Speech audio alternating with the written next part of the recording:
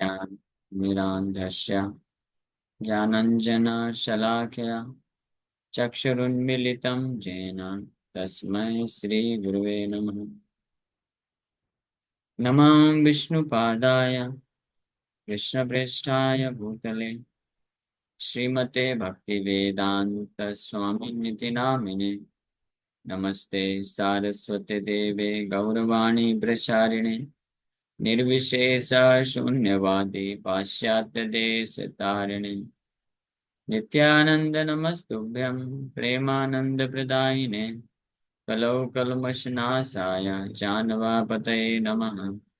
नमो महावदन्याय कृष्ण प्रेम प्रदायते कृष्णाय कृष्ण चैतन्य नामने गौरतुसे नमः। जय श्री कृष्ण चैतन्य प्रभु नित्यानंद श्री अद्वैत गदाधर शिवासादि गौर भक्त वृंदा।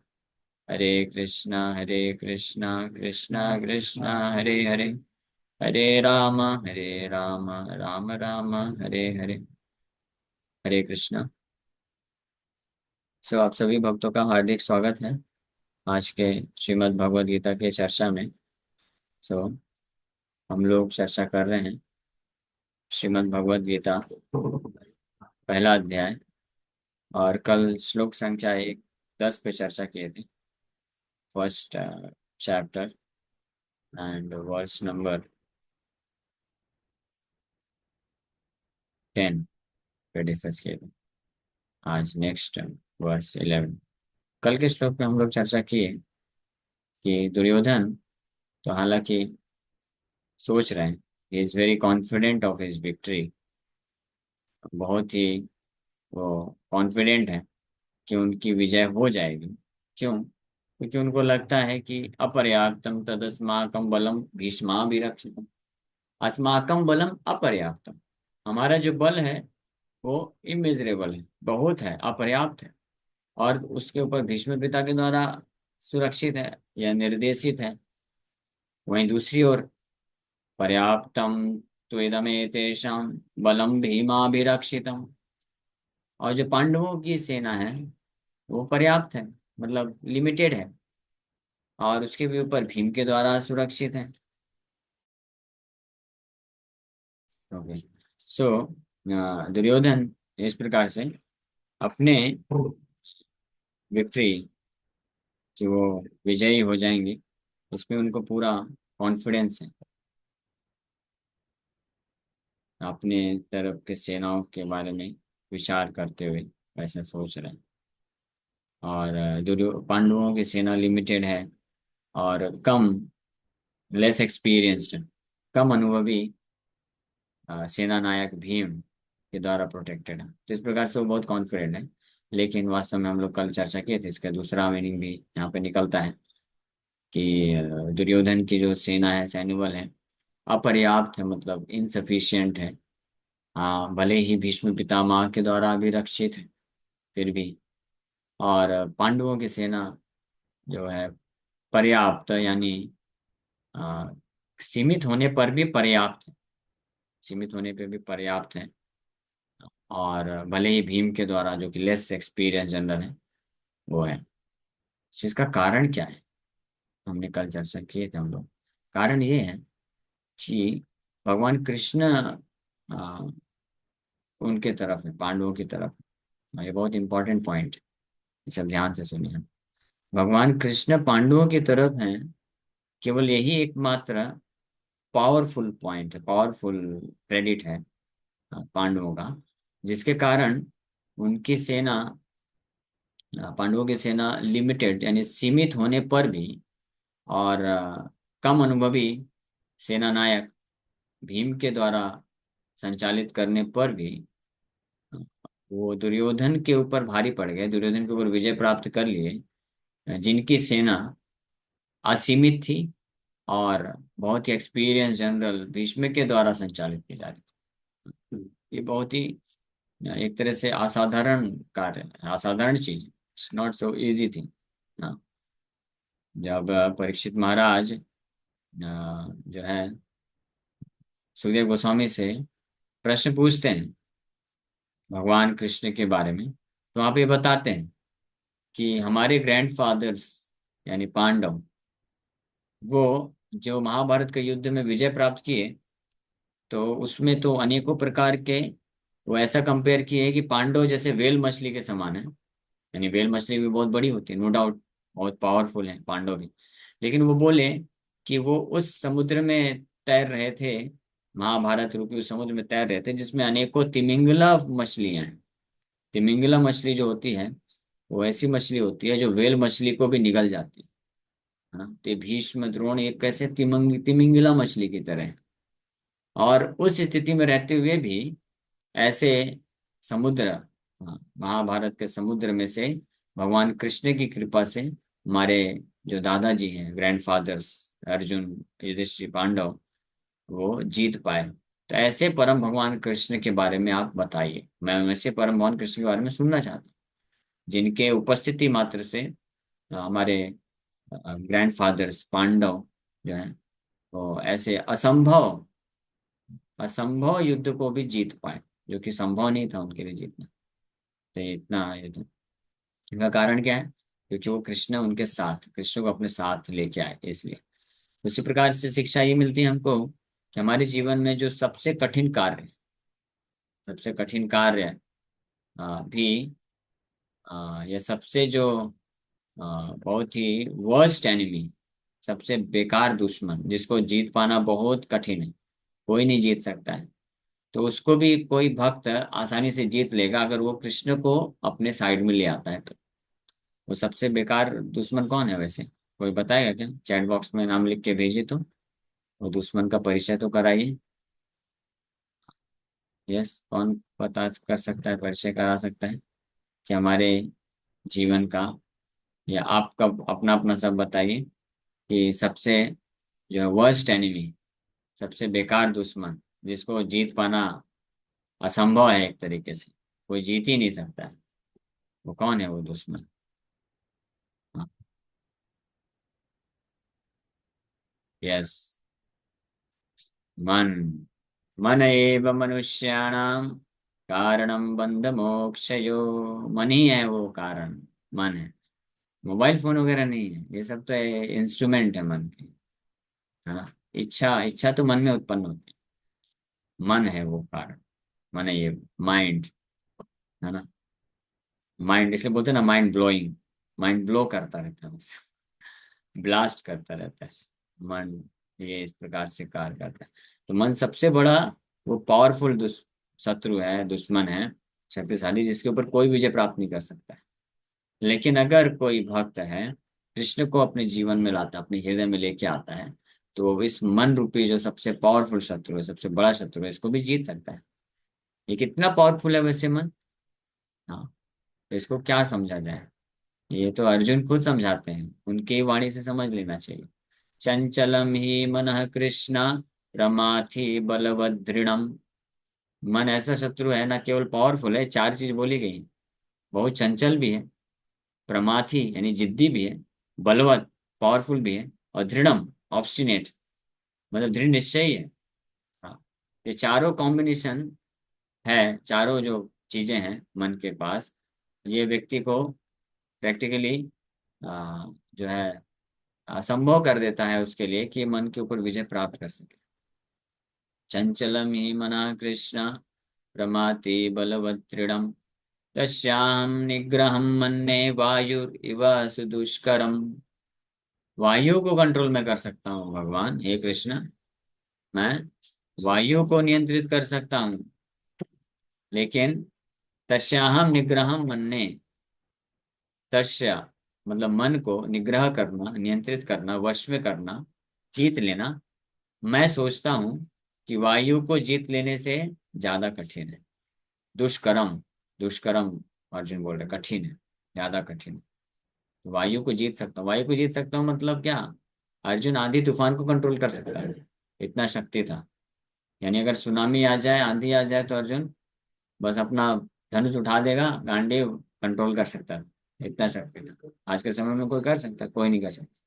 लेकिन वो अर्जुन बोल रहा है कि मन को नियंत्रित नहीं कर सकता हूँ मैं, मन मेरे वश में नहीं है, मन बहुत डिफिकल्ट। और अर्जुन कौन है? अर्जुन का मन, अर्जुन बहुत पावरफुल था और मन को नियंत्रित कर लेता था।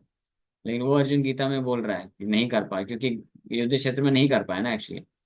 भावनाओं में बह गया था ना अर्जुन, भौतिक आसक्ति में फंस गया था, नहीं कर पा रहा था मन को नियंत्रित। मन उसको भ्रमति वच में मना, मन मेरे को भ्रमण करा रहा है ना? जैसे कोई बहुत पावरफुल शत्रु होता है ना, तो किसी का हाथ या पैर पकड़ करके ऐसे घुमाए मान लीजिए, ये जो बॉक्स है, ये वाले होते, WWE ना। हाँ हाँ। तो उसमें मेरे जैसा कोई व्यक्ति जाए लड़ने के लिए, और सामने कौन है, सबसे पावरफुल कौन है, हाँ, ब्लॉक क्या नाम है, रेसलर। Block laser. देखते हैं आप, हाँ। वो हम तो खली को जानते हैं बस, हमारे टाइम पे खली का नाम सुने थे बस। तो खली, खली के सामने अगर मैं जाऊं तो खली क्या कर सकता है मेरा? मेरे दोनों हाथ पकड़ के ऐसे घुमाएगा, फेंक देगा, जैसे भगवान कृष्ण फेंकते थे ना बड़े बड़े असुरों को, किसी का पैर पकड़ के किसी का हाथ पकड़ के घुमा के फेंक देते थे। तो वैसे ही करता है। तो अर्जुन बोल रहा वैसे ही है, भ्रमति बचा में मना, मन मेरे को ऐसे घुमा रहा है पूरी तरीके से, मन ऐसे ही घुमाता है लोगों को, स्थिर नहीं होने देता है, पकड़ पकड़ के पीटता रहता है अच्छे से। Mind is so powerful. लेकिन अर्जुन का मन तो कितना कंट्रोल में था, ये कैसे पता चलता है?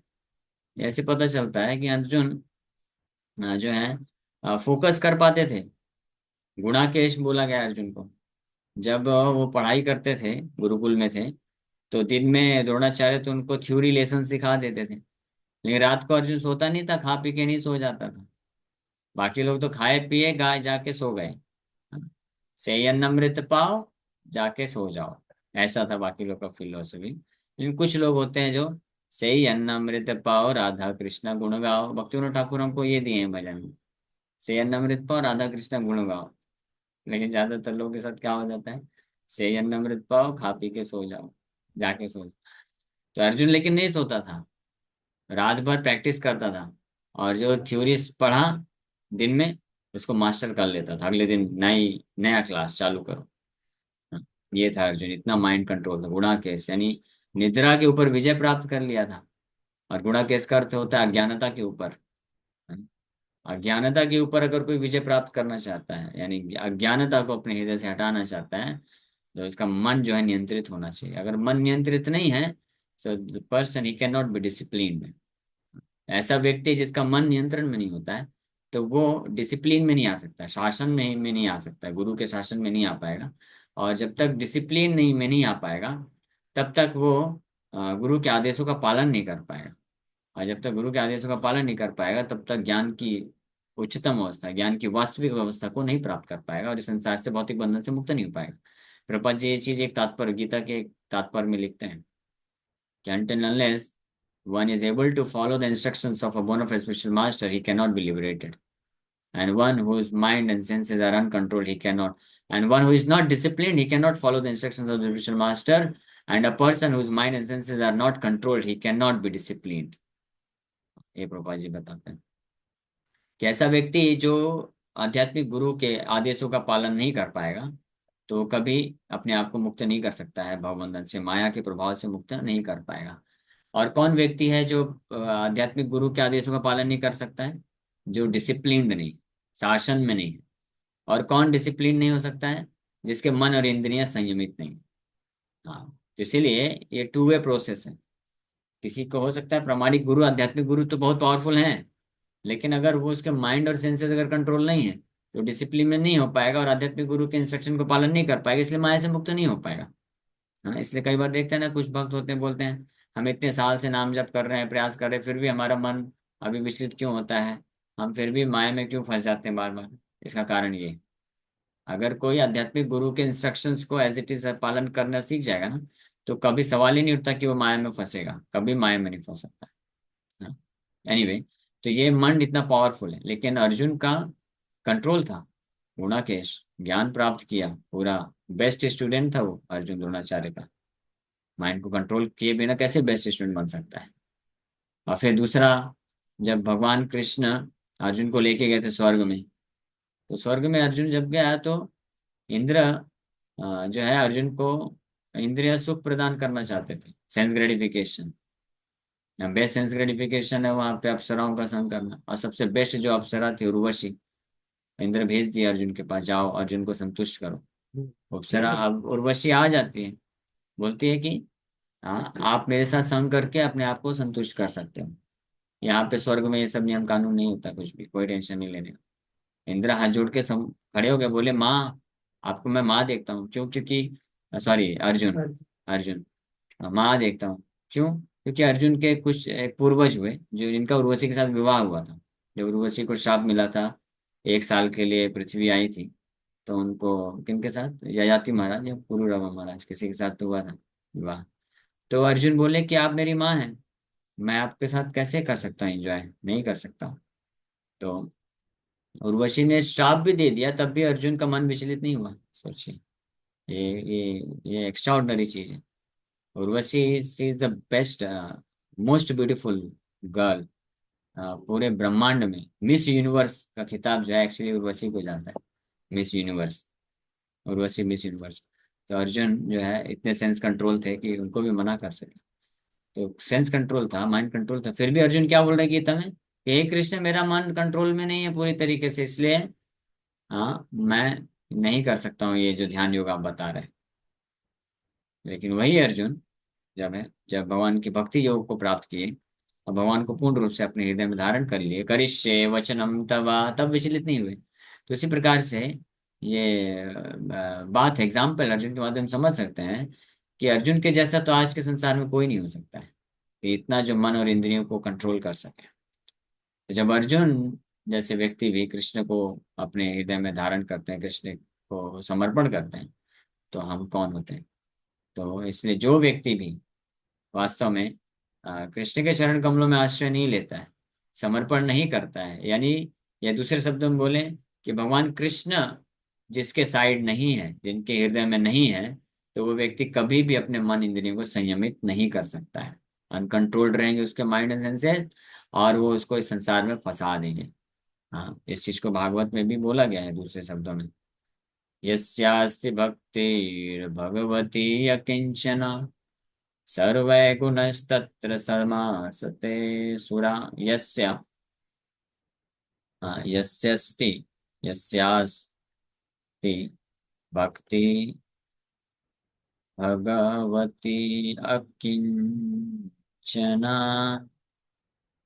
ये भागवत के 5वें स्कंद के 18वें अध्याय में 12 नंबर श्लोक में वर्णन है। यस्यास्ति भक्तिर्भगवती अकिंचना सर्वैर्गुणैस्तत्र समासते सुरा। अरावभक्तस्य कुतो महद्गुणा मनोरथेना सति धावतो बहि। मनोरथेना सति धावतो बहि। हाँ, मनोरथेना, हाँ मन के रथ में सवार होकर के धावतो बहि, बाहर ही बाहर वो भ्रमण करता रहता है। उसको लगता ही है कि देखो मैं सब कुछ, मैं कंट्रोलर हूँ, फलाना हूँ, ढिमकाना हूँ, लेकिन उसको मालूम नहीं मन उसको अपने रथ में बैठा करके लेके जा रहा है, पूरे ब्रह्मांड में सैर करा रहा है। इससे ये, सो ऐसा भक्त, हाँ, all the demigods and their exalted qualities such as religion, knowledge and renunciation become manifest in the body of one who has developed unalloyed devotion for the supreme personality of Godhead Vasudev. सारे देवताओं की, उनकी जितने भी उच्च गुण होते हैं, वो सब के सब, हाँ, such as religion knowledge and renunciation, वो एक ऐसे भक्त के शरीर में या पर्सनैलिटी में, व्यक्तित्व में निखर जाते हैं जिनको भगवान हरि के प्रति अहेतुकी भक्ति होती है। भगवान वासुदेव के प्रति अहेतुकी, ये लेकिन इंपॉर्टेंट चीज है।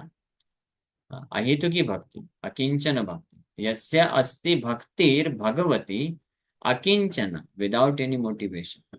अहेतुकी भक्ति अगर होती है, सारे गुण उसमें आ जाते, समासते सुरा।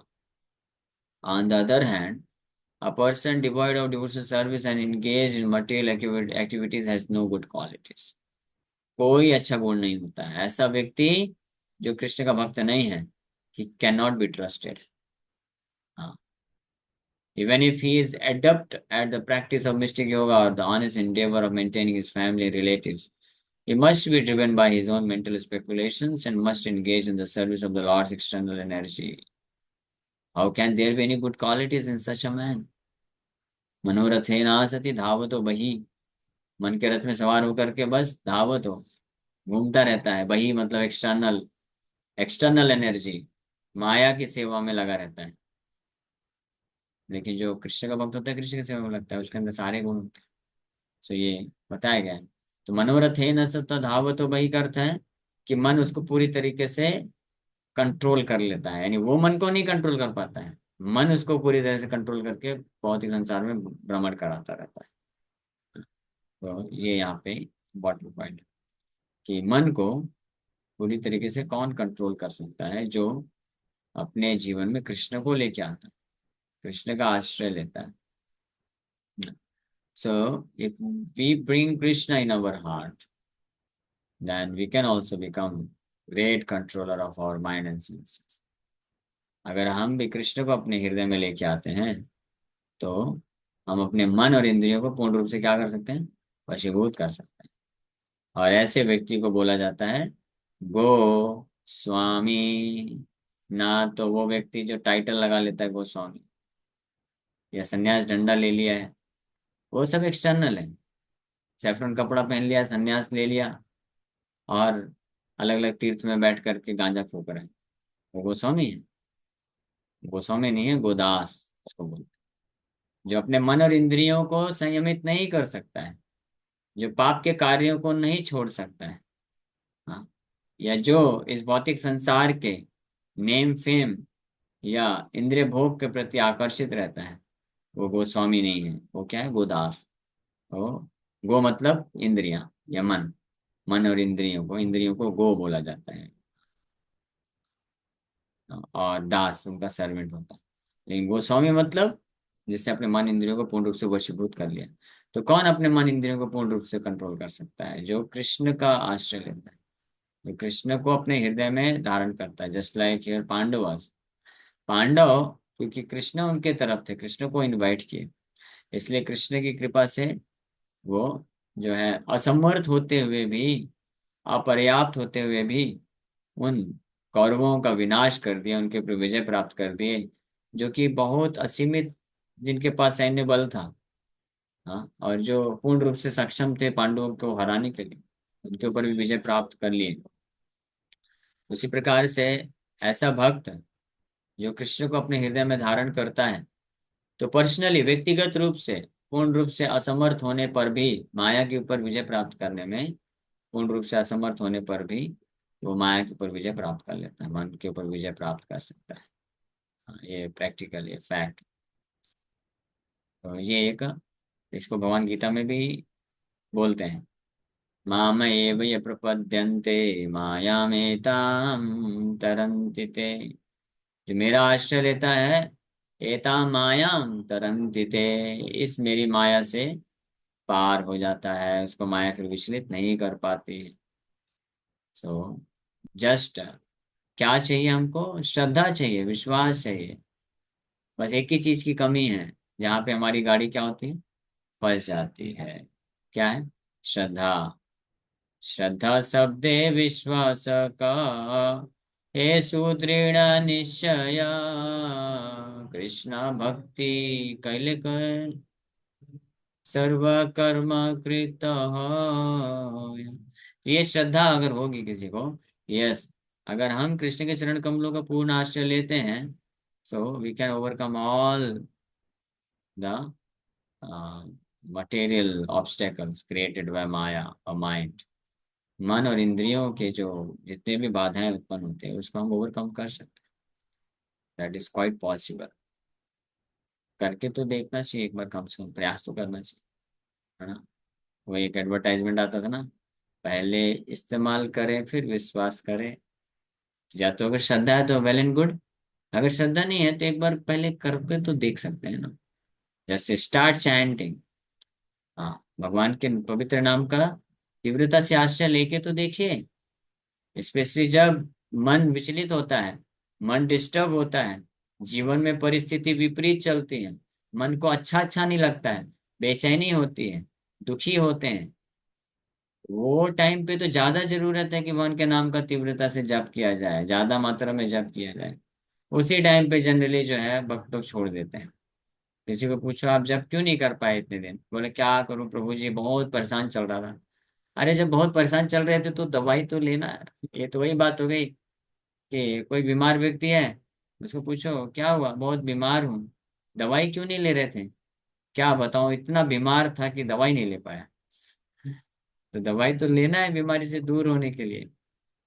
हाँ, डॉक्टर के पास तो तब जाना ज्यादा जरूरी है ना, जब आप बीमार हैं, तब दवाई लेना, दवाई लेने में और सतर्क हो जाना चाहिए जब बीमार है। उसी प्रकार से जब जीवन में परिस्थिति बेकार चलती है, दुख आता है, डिस्टर्ब होता है मन, तो उस वक्त और कोई आश्रय नहीं लेना चाहिए, कृष्ण का आश्रय लेना चाहिए, कृष्ण के चरण कमलों को स्मरण करना चाहिए, नाम जप करना चाहिए तीव्रता से। तो आप एक्सपीरियंस कर सकते हैं, देख सकते हैं, you will immediately come out of the entanglement of mind. मन का जो इंटेंगलमेंट है, ये जो ट्रैप है, क्या बोलते हैं, डिस्टर्बेंसेस जो क्रिएट किया जाता है, उससे आप इमीडिएटली बाहर आ सकते हैं।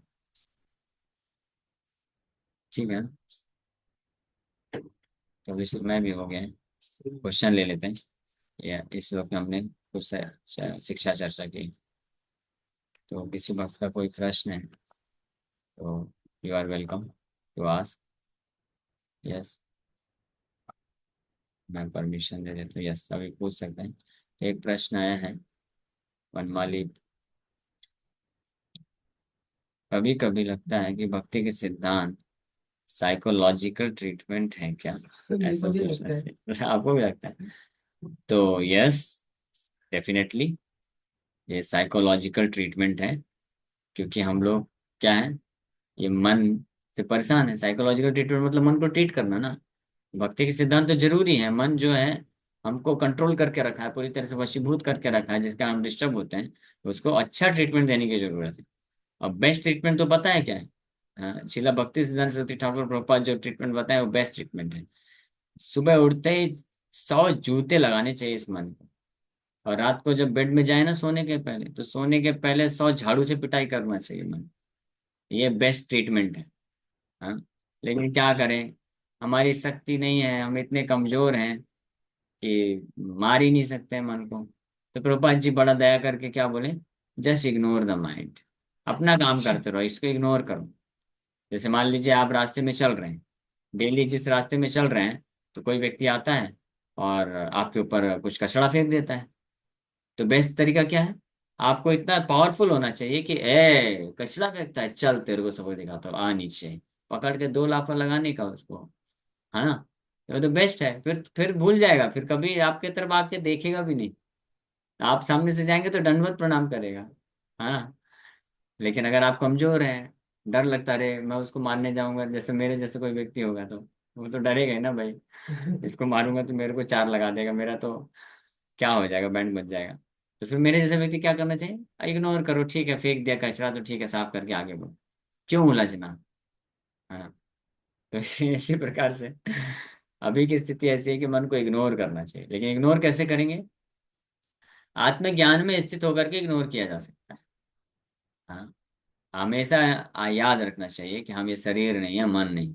जैसे आप याद रखेंगे कि मैं शरीर नहीं हूँ, मन नहीं हूँ, तो इमीडिएटली मन को बोलने दो, भोंकने दो, भोंकता रहेगा, क्या फर्क पड़ता है।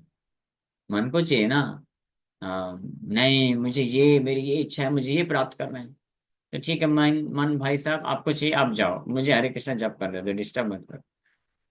या मन को कुछ अच्छा नहीं लग रहा है, डिस्टर्ब फील हो रहा है, बेचैनी हो रही है, किसको बेचैनी हो रही है, डिस्टर्ब फील हो रहा है, मन को। लेकिन आप मन नहीं, बस ये अंडरस्टैंडिंग से इमीडिएटली इग्नोर हो गया माइंड, खत्म बात। और जब इस अंडरस्टैंडिंग के साथ मन को इग्नोर करके आप हरि भजन में लगे रहेंगे, तो भगवान की कृपा से आपके पास आध्यात्मिक शक्ति आ जाएगी, तब आप जाके मन को लाफा भी लगा सकेंगे, नालायक इधर आ, तेरे को बड़ा डिस्टरबेंस हो रहा है ना, फटाक लगा देने का ऐसे। तो फिर you can beat the mind, and then mind will always remain under your control. This is the way how one can control the mind. अच्छा, एक प्रश्न आया, मन कहाँ मिलेगा प्रभु जी कैसे उसको मारे।